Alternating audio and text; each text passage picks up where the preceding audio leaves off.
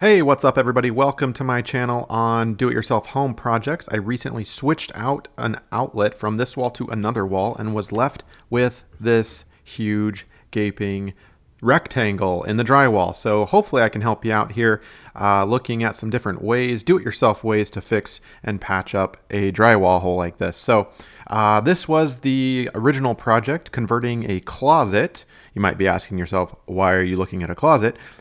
To a home office, and I needed power to do so.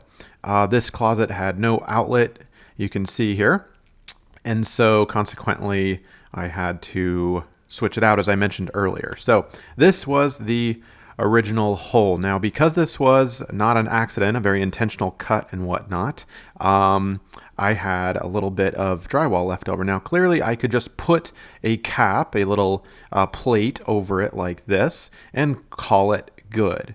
But I instead am going to be using some of the actual cuts that I made as basically fillers. Now, to do so, you can see what I'm doing here. I'm going to be basically taking a piece of wood and just gluing it to the back. Now, this is one option. And I actually don't prefer this option, and I'll tell you and show you why. But this is maybe the first thing you can probably rule out, is attaching the existing drywall plugs to a piece of wood. So let me just walk you through this. The idea is to build a backing onto the piece of drywall. Okay, so I'm going to let that dry really well, and then be applying a little bit of glue to the backing, to the brace itself, as shown here. All right, so with that on, the idea here is to clip off the piece of wood on the top and then slide in the bottom, right? Now, there's a problem with this in that the top part is a little top heavy, so to speak, so it can just fall back. Did you see that? But it is possible that you could do it this way.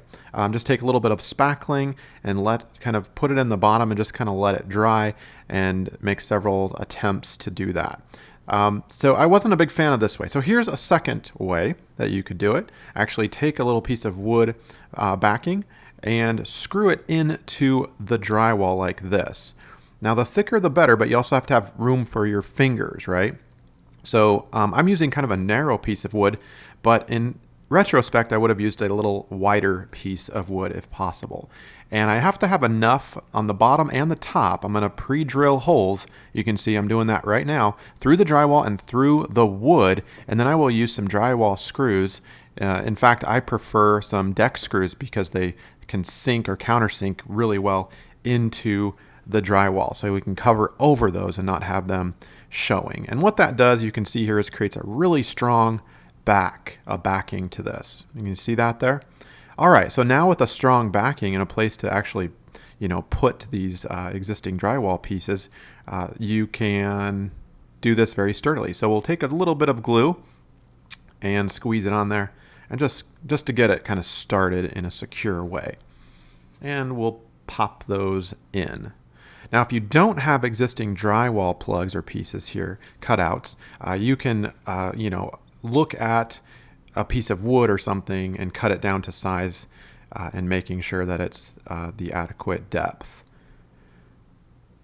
All right, so I'm actually going to try to maybe save some of this popcorn. You can see the texture on the drywall itself in the plug. That's one advantage of reusing it, right? And then I just have to worry about taking care of the seams, so to speak. So I'll walk you through some different options here for you. And what I'm doing, obviously, is securing that drywall. I'm just kind of trying to get it into the edges and the gaps so that once it's dry, it can basically firm up and not wiggle and move around. So that's kind of what it looks like. And once it's dry, you can take a little bit of sandpaper and just kind of try to even things out a little bit.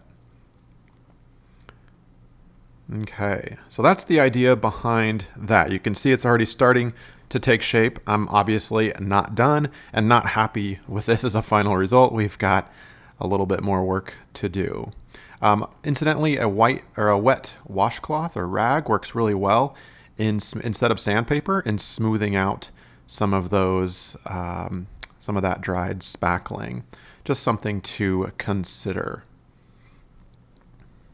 All right, so I'm just working on tapering off the edges here, and then I'm respackling, and I'm not done, but I'm going to paint this because I want to see what I'm dealing with. What are my challenges here? So this is not a finished paint job at all, but I am going to put paint on it, and I'm going to kind of look and study it and say, okay, where is the light hitting, and where is what do I need to do next? So you can see right off the bat with a fresh wet paint layer on there, you can see that the plug actually, or the drywall cutouts there are actually protruding from the wall itself. Okay, so the seams and the drywall plugs or cutouts may need to be knocked down a little bit so that they're parallel with the wall.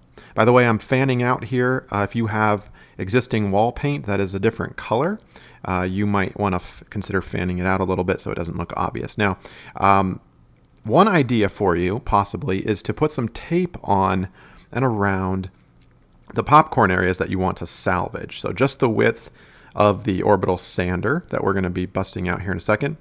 Again, in the middle to save that popcorn texture on the drywall as much as we can. And I will put a fresh layer of spackling down all around the seams. Let that dry really, really well. And then take my orbital sander and sand everything down smoothly. Now we'll remove the tape. And you can see we saved the existing popcorn, so we just again have to deal with the seams.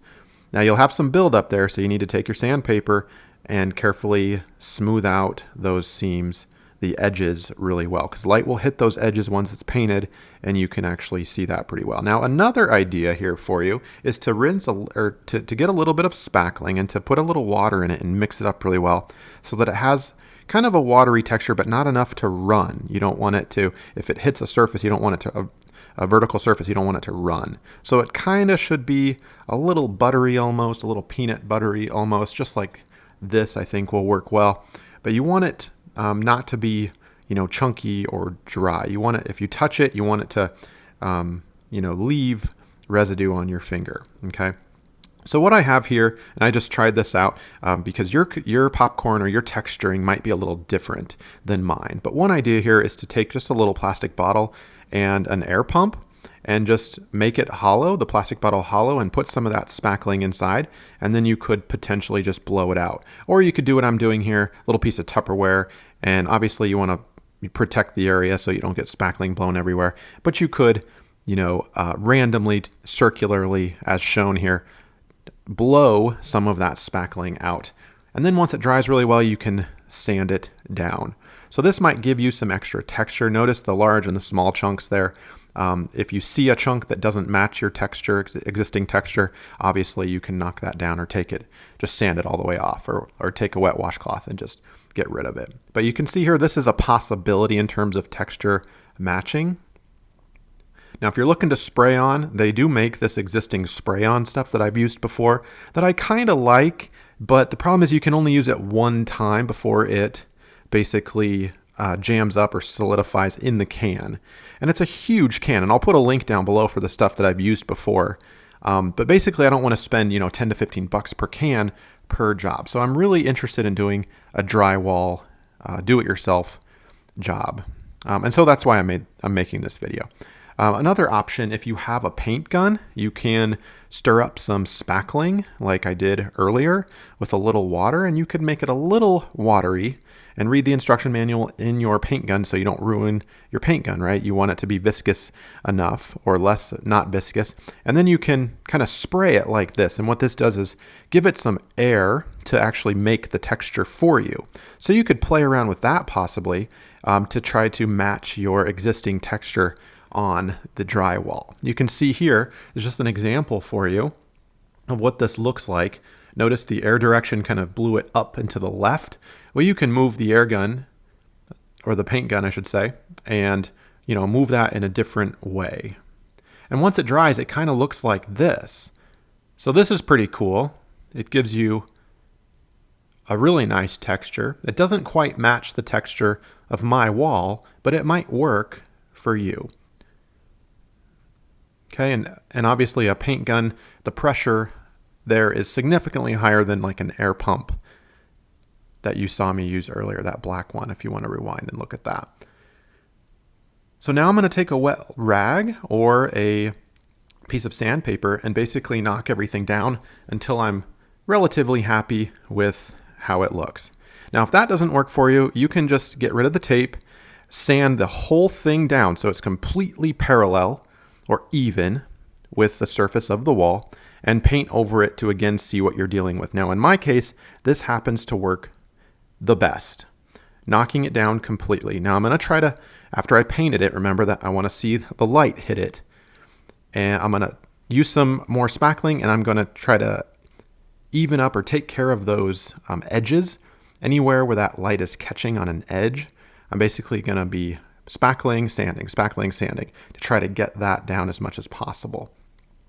Okay, and then of course a little layer of paint to do the test sample just to see where I'm at. You can see it's better, but not great. So we'll do several more rounds of that. And in my case, I'm going to just use a brush and some paint to add some texture myself. This is the closest do-it-yourself match that I was able to find, just like this. Some big gobs of paint, thicker and thinner in some areas, so I'm going to work to make that uniform and let that dry really well. And here's a top-down shot of what it looks like. It pretty much took care of the consistency issue that I was having. It really matches, not 100%, 95% I would venture to say. That looks pretty good, and from a variety of light angles, it's really hard to tell. Give you another shot here of the kind of the final product. Now, again, if you're not happy, you can always take a wall plate like this, and with that backing that we installed, that wood backing at the very first step, we'll have something for those screws to kind of bite into. So you could pre-drill that and put your wall plate on and then call it good. And that's about it. It's a tough job, but hey, that's why they have the professionals out there. But hopefully this video has inspired you and give you some ways to think about some do-it-yourself ways to fix drywall. Hopefully this video has been helpful. For more videos, be sure to subscribe. Thanks.